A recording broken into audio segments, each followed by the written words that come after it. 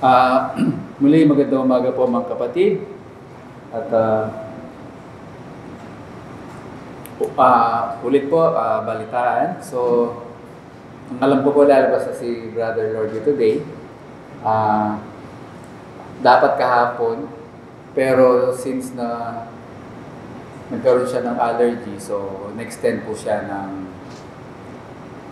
hanggang alam po hanggang today. So, hindi pa siya nag-message sa akin kung ano na yung status. So, hopefully maya-maya mag-message na siya. So, kung lalabas siya mamaya, so hopefully makarecover siya ng mabilis. Nagpapasalamat po siya sa ating mga panalangin at nakaraos siya sa kanyang operasyon. Okay, so mula magandang umaga mga kapatid. Ang pagtatalakay, ang sermon po natin ngayon is about why don't Christians grow? Bakit yung mga ibang Kristiyano hindi sila lumalago? No? Ano ba yung paglago na sinasabi natin?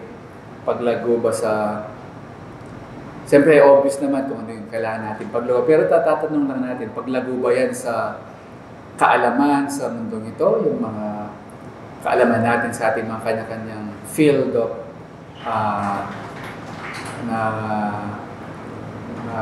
mga fields natin, mga natapos natin mga kurso, o lumago ba tayo sa ating mga kayamanan, lumago ba tayo, lumaki ba yung katawan natin, etc.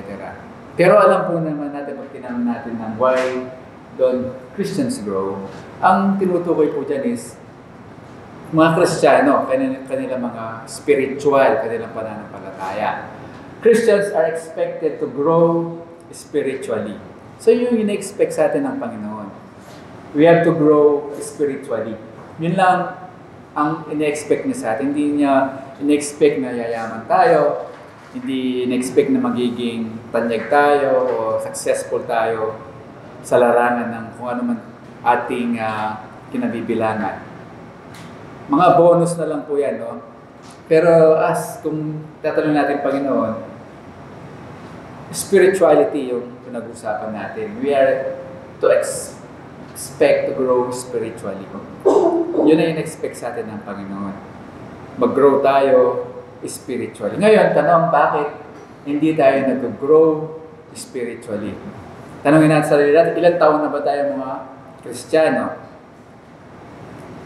Pag sinabi natin grow spiritually, combination yan, salita ng Diyos, ating pananampalataya.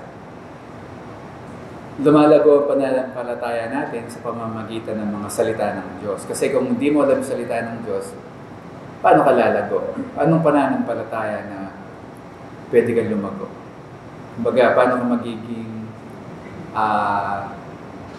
magiging mature in faith kung walang alam sa salita ng Diyos. So, hindi pwedeng mahiwala yun. 2 Peter 3:18 sabi niya, but grow in the grace and knowledge. Knowledge, sabi niya, of our Lord and Savior, Jesus Christ. To Him be the glory, both now and forever. Amen. Sabi niya, knowledge. So, kailangan natin mag-grow sa salita ng Diyos, sa kaalaman. Kailangan ba natin master lahat ng versikulo? Pag sinabing, recite mo yung Exodus 5:5. Dapat ba alam mo? No, not necessarily. Ang importante doon is alam mo kung ano yung pinag-uusapan sa book of Exodus. At least alam mo kung ano yung pinag-uusapan, ano yung context na pinag-uusapan doon. Alam mo yung sa Genesis, ano pa yung pinag-uusapan sa Genesis. Pero pag tinanong sa'yo, saan nakasulat yung Kinuha yung tadyang? Not necessarily alam mo yung kung saan eksakto.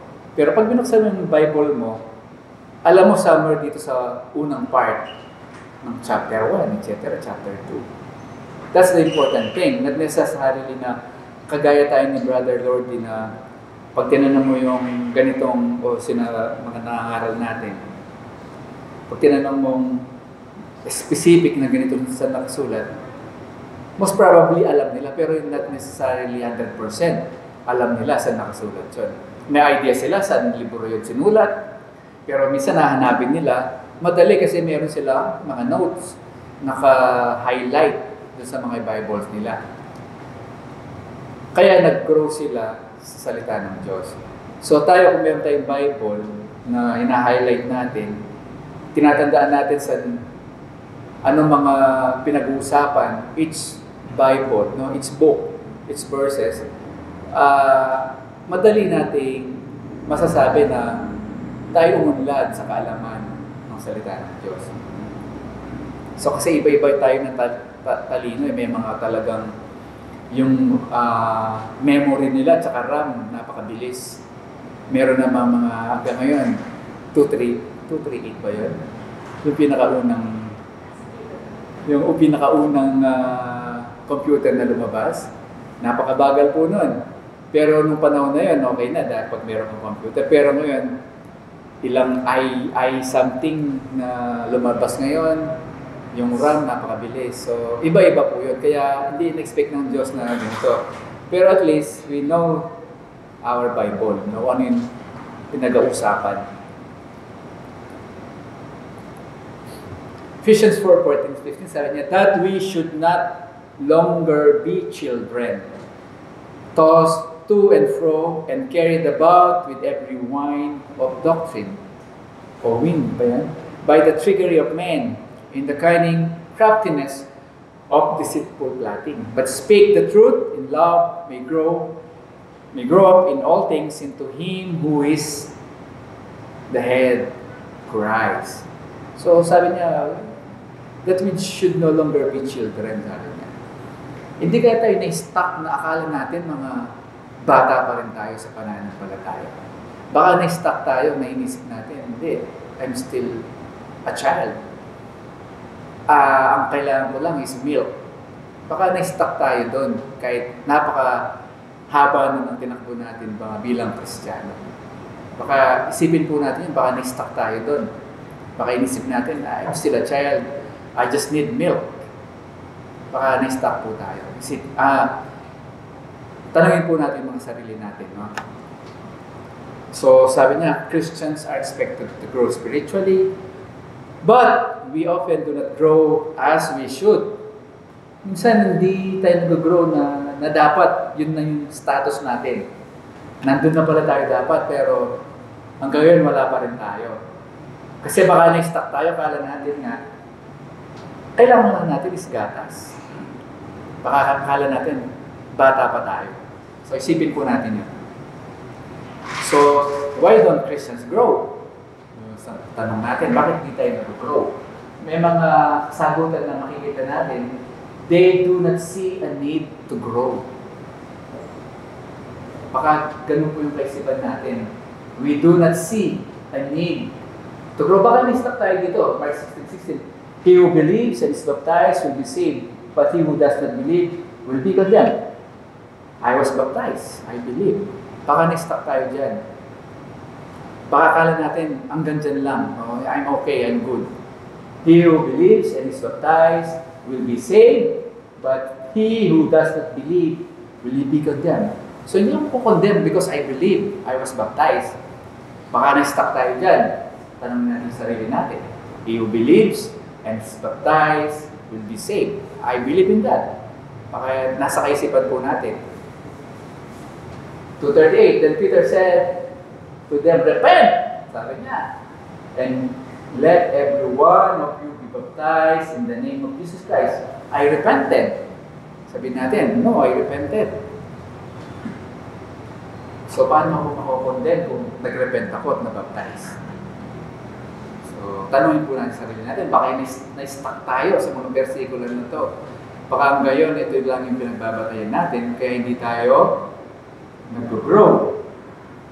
Therefore, we were buried with Him through baptism into death, that just as Christ was raised from the dead by the glory of the Father, even so we also should walk in newness of life.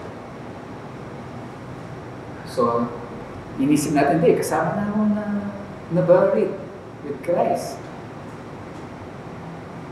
And then, na-resurrect. Dahil nabaptize ako, sabihin natin. So, baka nga yan, we do not see a need to grow. Baka na-stuck tayo sa mga versikulo na to. Isipin po natin. We do not study and apply God's Word. We do not study. We just listen every Sunday. Sabi ko nga, napaka-ganda ng mga panahon natin ngayon. Although sinasabi natin na napakaraming mga makikita natin sa internet na mga hindi tama, pero magagamit natin internet. Download po natin yung Bible natin. Yung audio, kahit nagta-travel ka, play mo lang yan, narinig mo kung start mo sa Genesis chapter 1, ta-drive ka pagdating mo sa pinuntahan mo, ang dami mo narinig. Ako dati nga, yung nag-MRT pa pauwi from Laguna, i-play ko lang yun. I-play ko lang, pakinggan ko lang. Tapos, may mga versikulo na matatandaan mo. Definitely. Meron namang parang dadaan lang. Pero pag inulit-ulit mo, tapos narinig mo pa siya ng Sunday, matatandaan natin. So, gawin nating opportunity yung modern technology ngayon. No? Download natin audio Bible. Kahit anong ginagawa, nagbabawal. Hugas ka lang ng pinggan. Pinapakinggan mo, naglilinis ka. So, kahit di ka nagbabasa, naririnig mo yung salita ng Diyos. Although kasi meron tao na pag nagbasa, inaantok eh. So kung naririnig natin through audio Bible, malaking tulong yun. So we do not study and apply God's Word. Therefore, laying aside all malice, all deceit, hypocrisy, envy, and all evil speaking, as newborn babes desire pure milk of the Word, that you may grow thereby.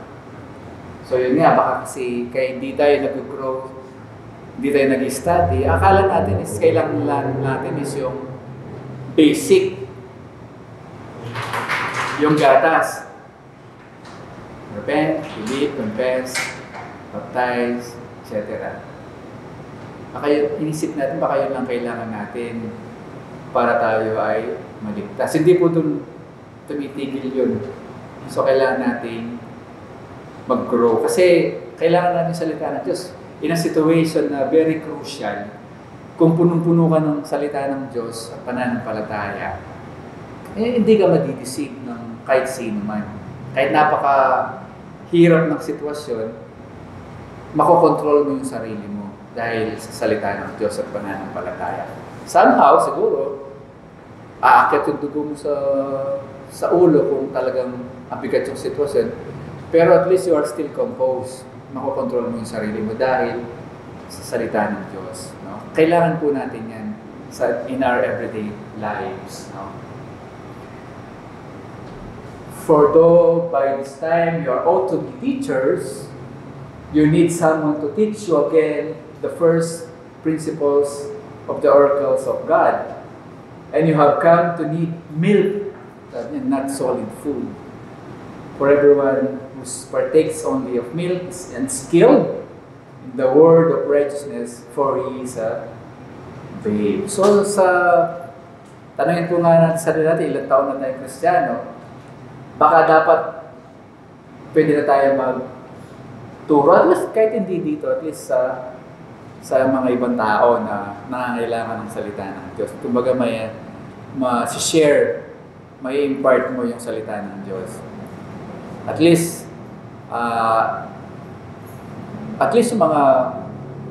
yung gospel, no? Pwede mong share na alam natin. Kahit hindi siguro yung mga tinatawag na yung mga issues na pinag-uusapan natin about ganitong ganitong paniniwala, etc. na kapananampalataya natin. At least yung the gospel is aram natin paano i-share sa ating kapwa. No? Kailangan na natin ng solid food. Huwag tayo may stop dun sa gatas. Gatas kasi, no effort. Inom ka lang, magkakaroon ng nutrient yung katawan mo, mabubuhay ka na. Unless sa solid food, ngunguyain mo, iluluto mo, etc. Ang daming effort na kailangan pag solid food ang pinag-uusapan. So tayo kailangan natin pag-aralan, ulit-ulit, salita ng Diyos basahin, which is the solid food. Pero pagka milk lang, walang effort yan. Makinig ka lang sa linggo, tapos uwi ka na. Next week, linggo, makinig ka lang, uwi ka na. That's milk. Pag sinabi na solid food, nagkaaral tayo sa ating mga bahay. Pinag-aaralan natin. Ano lang po yan para pinaparallel ko lang kung paano ko i-illustrate para po maintindihan natin. But solid food belongs to those who are of full age. That is, those who by reason of use have their senses exercise to discern both good and evil. Ito yung sinasabi ko pagka punong-puno ka ng solid food, no? Salita ng Diyos na punong-puno ka ng pananampalataya. Kahit anong sitwasyon, may exercise mo yung kung ano yung dapat mo ugaliin. Nanong dapat mo panugali kilwala namin. May exercise mo yun. Kahit gano'n ka bigat yung sitwasyon. Kung punong-puno ka ng salita ng Diyos, hindi ka mahirapan kung ano yung i-apply mong hindi naman attitude. Kung ano yung nung nanong iugali mo o ipalwal mong panugali. So, because they do not study nga and apply God's Word. Kaya, why don't Christians? Kaya hindi nag-grow yung mga ibang Kristiyano. They do not overcome sin. So, yung mga salita, mga tukso na dumarating sa atin, baka hindi natin na-overcome. Kasi kung puno-puno ka ng salita ng Diyos, hindi ka na madidisip ng Diablo. Hindi ka na madidisip. Alam mo, parating pa lang, si Diablo to, tutoksoyin ako. Makakaiwas ka na. Pag tinagal-tagal ng pananampalataya at kaalaman mo sa salita ng Diyos, minsan, konting gesture lang ng kausap mo, alam mo na kung saan patutungo. Dahil hindi ka na babe, no? Marami ka ng solid food na kinain. So, if we do not overcome sin, talagang we will not grow. Mag-stuck ka dun Kung ano yung kasalanan na meron ka na nasa sitwasyon na yun, may stuck ka dun. Therefore, we also, since we are surrounded by so great and a cloud of witnesses, let us lay aside every weight and the sin which so easily ensnares us, and let us run with endurance the race that is set before us. Hindi po titigil yung tukso sa atin hanggang sa huling hininga natin. Laging nandyan yan. So, huwag natin ngayon dumikit sa atin yan. So, palapit pa lang siya, matalino ka na dapat. Alam mo na paano iwasan yan. Kasi alam, definitely, si Satanas lang yan tutoksoyin ka lang. Ginamit niya yung ibang tao para, lalo yung mga Kristiyano, talaga tutoksoyin ka. Para marami yung mga comrades ni Satanas sa huling araw. Dadami yung mga kasama niya. Yun ang pakay niya. So, huwag natin ngayon dumikit sa atin yan, mga tukso na yan. Whoever has been born of God does not sin, for his seed remains in him. And he cannot sin because he has been born of God. Not necessarily, hindi na tayo magkakasala ng sinasabi po natin. Magkakasala at magkakasala tayo. Pero hindi tayo magbubuhay sa kasalanan. So kung anong makasalanan mo ngayon, tigilan mo, magsisi ka, at magpatuloy ka na makinig sa salita ng Diyos. Yung pananampalataya natin. Talagang yung kasalanan, kasama natin sa mundong ito every day. Pero dapat, hindi tayo may stuck doon sa pagkakasala na yun. Tigilan mo, humingi ka ng tawad sa Diyos, magpatuloy ka bilang isang Kristiyano, at later on, pagka dahil sa solid food na sinasabi natin, Next time, definitely hindi na mangyayari sa'yo yan. Alam mo na tinutusok ka lang ng Diablo. Minsan yung Diablo, kung ano yung kailangan mo, yung bibigay niya sa'yo, tutuksoin ka. Kung yung kailangan mo, mga panahon natin ngayon, maraming nangyayari. I don't like husband. Gusto ko lang anak. Meron mga ganun. Anak lang gusto ko. Hindi ko na kailangan ng asawa. Anong gagawin ni Diablo? Bibigyan ka niya ng matipunong lalaki na kahit may asawa, I just need a baby. Kung natukso ka, yari ka. Yun ang pinakamahirap na pagsisisi na gagawin mo. Bata yun gusto mo, anak mo. Paano mo pagsisisihan yan? Hindi ako nagsisisi kasi nagkaanak ako. Di ba? Mahirap yun. Pero kung nakapatay ka ng tao, baka pagsisisihan mo pa yun Pero kung yung gustong-gusto mo mangyari sa'yo at nangyari, paano mo pagsisisihan yung bagay na yun?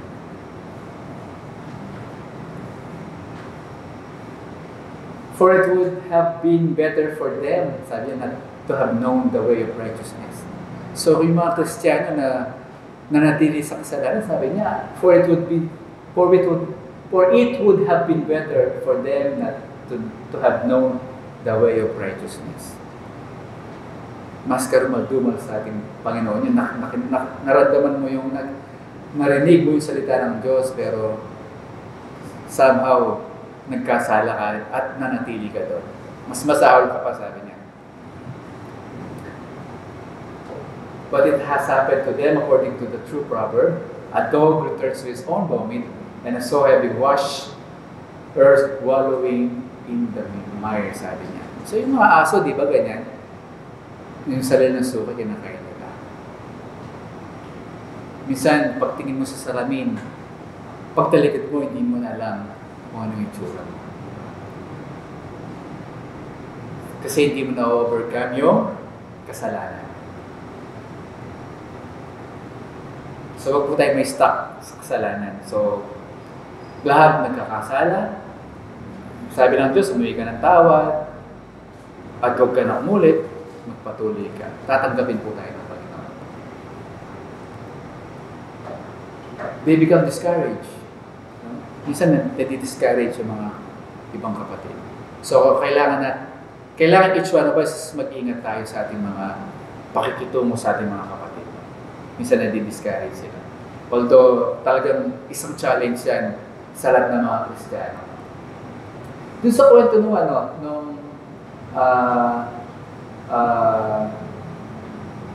Parable of the Talents, yung kwento niyan, wag na po natin basahin isa-isa. Pero may makikita nating aral doon sa Parable of the Talents. Yung sabi na lang sa lupa. Hindi nag-grow. Na-stuck lang siya doon. Ganun pa ba tayo? Kung ano yung nalaman natin nung tayo unang Kristiyano, yun na yun, tapos hindi na tayo mag-grow. Hindi po, di ba? Kailangan natin mag-grow. Kaya nga every Sunday, nandito tayo nakikinig sa salita ng Diyos. Pero, hindi sapat yun para mapag-aralan mo yung Biblia. Kasi imagine mo, ilang Sundays ba isang year? 54? 52. So, 52 Sundays. So, 100 years kang nabuhay. 20 anyos kang naging Kristiyano. So, 80 years times 52. Yun na yung panahon ba na ibibigay natin sa Diyos. Pero kung everyday, kahit ilang oras lang, nakikinig o nagbabasa, mas marami tayong matututunan. I can do all things through Christ who strengthens me. Sabi niya, kaya do not be discouraged. But if you bite and devour one another, beware lest you become consumed. So kailangan tayo mag-iingat, tayo magkakapatid, no? Para hindi ma-discourage yung iba. Kasi nga, yung iba, yung pananampalataya is malalalim na, na mas madali sila makaintindi. Pero kung yung mga milk na sinasabi, baka ma-discourage. No? So, kailangan natin mag-ingat. Therefore, let us not judge one another anymore, but rather resolve this, not to put a stumbling block or cause to fall in our brother's way. So, kailangan tayo mag-ingat sa bawat isa. So, baka may ma-discourage. Ito yung isang dahilan pa. We become distracted. Minsan nadi-distract tayo. Matthew 13:22. Now ye who receive seed among those thorns, sabi niya. So mga may datang suksok, sabi niya. So madi-distract talaga yan. He is who hears the word and the cares of his word and the deceitfulness of riches choke the word and he becomes unfruitful. Deceitfulness of riches. Ito, nakasulat talaga ito eh. Baka maging distraction sa atin yung mga wealth natin. O kung tayo nagtatrabaho. O kung tayo may negosyo. Baka yung magiging distraction natin. So, sabi ko nga kung may mga anak tayo ngayon, no? Na although ang paniniwala natin is hayaan natin kung ano yung gusto nila maging matapos. Diba? Pero influence natin sila na kung hanap sila ng profession, trabaho, maliliberate yung weekend nila. Wala silang pasok ng linggo. Yan natin sa isip nila. Napakahirap. Ako yung may mga anak tayo nasa field ng medical, no? Mga pharmacies, medtech. Kawawa sila dahil yung schedule nila iba-iba. Actually, yung mga anak ko dati gusto ko engineering kasi hindi dahil sa engineer o dahil niisip ko pag gumawa sila ng ganung course, makaka-compromise yung linggo nila. Kaya yun yung ini-influence ko dati. Pero somehow, kung magagawa ng paraan na magiging trabaho mo lang is Monday hanggang Friday. Kasi pagka yun na yung profession mo, natali ka doon, may stock ka doon eh. May stock ka doon. Pero nalang kung magnegosyo ka. So, kahit napakaganda minsan ng mga profession na gusto nila, influence natin sila. Kasi para sa kanila rin yun eh. Minsan, hindi lang nila naiisip agad. Pero, napaka-importante nun. Napaka-importante. Nagiging distraction kasi yun eh. Para sila ay makapag-service every Sunday.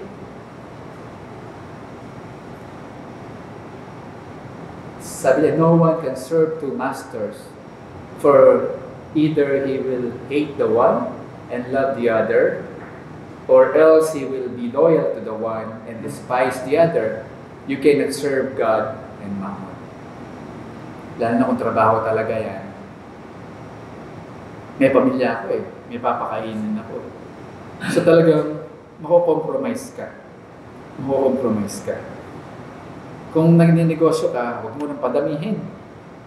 One is enough para hindi ka ma-distract. Kasi lalo na pagka parehas na malaki negosyo mo, parehas kumikita, madidistract ka. Minsan nga, isa lang. Hirap ka na mabigyan ng panahon yung Diyos. Paano pa kung napakadaya mong negosyo? Paano mabigyan ng panahon yung Diyos? Kasi lahat, pagkakakitaan mo yun eh. Hindi mo lang alam, kinukonsum ko na ni Satanas na, nakuha ko to. Pera lang katapat nito eh. Palalagawin ko yung mga negosyo nito, 10 negosyo, etc. Wala ka ng panahon sa Diyos. Madidistract ka. Madidistract ka. Profession. Kahit kung linggo nga may pasok ka, ang taas na ng status mo sa company. Paano mo ito turn down yung later on na laki na ng sweldo mo, pero distraction sa pananampalataya, paano mo i-turn down yun pagpapalit sa salita ng Diyos saka dun sa pera? Baka ma-distract tayo. So, kailangan po natin mag-ingat.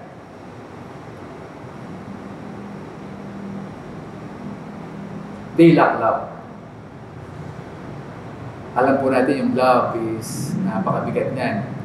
So, mga in love, walang problema yan. Mga in love, walang problema. Pero yung love na sinasabi natin, yung love na binigay sa atin ng Panginoon, hindi siya romantic love. Yung agape na sinasabi. But God demonstrates His own love toward us in that while we were still sinners, Christ died for us. Sabi niya. Alam natin na mahal tayo ng Panginoon. No? Tayo ba mahal natin yung Panginoon? Magkakaskade yan eh. Pag mahal mo ang Panginoon, mamahalin mo rin yung kapwa-tao mo. Hindi pwedeng mahal mo lang yung kapwa mo pero hindi mo mahal yung Panginoon. Ang mamahalin mo lang yung romantic love pag di mo mahal yung Panginoon. We love Him because He first loved us. So, siya yung unang nagmahal sa atin bago na siya minahal. Pagmamahal natin pwedeng bigay sa Kanya is yung pagtupad natin sa Kanyang salita. Yun ang love na may bibigay natin. If you love me, keep my commandments. Sabi niya. If you love me, keep my commandments. So kung nagkakasala tayo, na-stuck tayo sa kasalanan, tigilan lang natin. Humingi tayong tawad at tayo magpatuloy. If you love me, keep my commandments. Pag binalikan natin yan,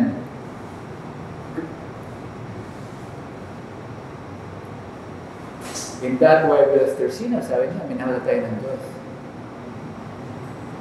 We love Him because He loved us, and then, if you love me, keep my commandments. Blessed the man who endures temptation.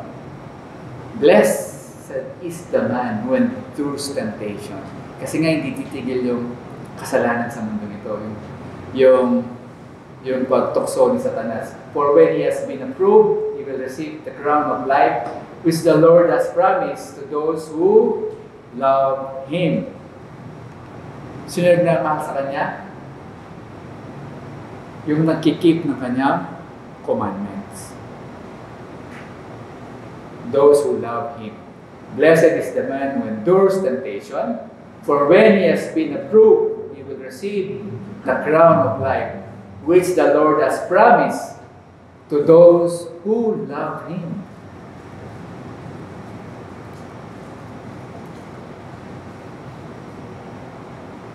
Those who keeps His commandments. Okay. So, na-emphasize ko lang po yun. Yung nakikip naman ng commandment, yun ang nagmamahal sa Kanya. At meron siyang promise na ibigay sa akin. Okay. So, they love. No? Tapos, ito, anong conclusion na po ito? Why don't Christians grow? They do not see a need to grow. So, na-stuck sila dun sa mga nung bago sila Kristiyano, nung napakinggan lang, nag-repent lang sila, nag-believe, nag-baptize, baka na-stuck sila dun. They do not study and apply God's Word. So, na-stuck din sila sa gatas. So, hindi sila nagpatuloy, tumago. They do not overcome sin. So, nanatili sila sa pagkakasala. Pag nagkakasala tayo, humingi tayong tawad, pero hindi tayo may stuck doon. Hindi natin uulitin. They become discouraged, they become distracted, and they lack love ang sinasabi. So, maraming salamat po. At uling tanong, are you growing? Are you growing? Tanungin po natin sa sarili, ilang taon natin yung Kristiyano, are we growing? Are we growing? Are we growing? So maraming salamat po.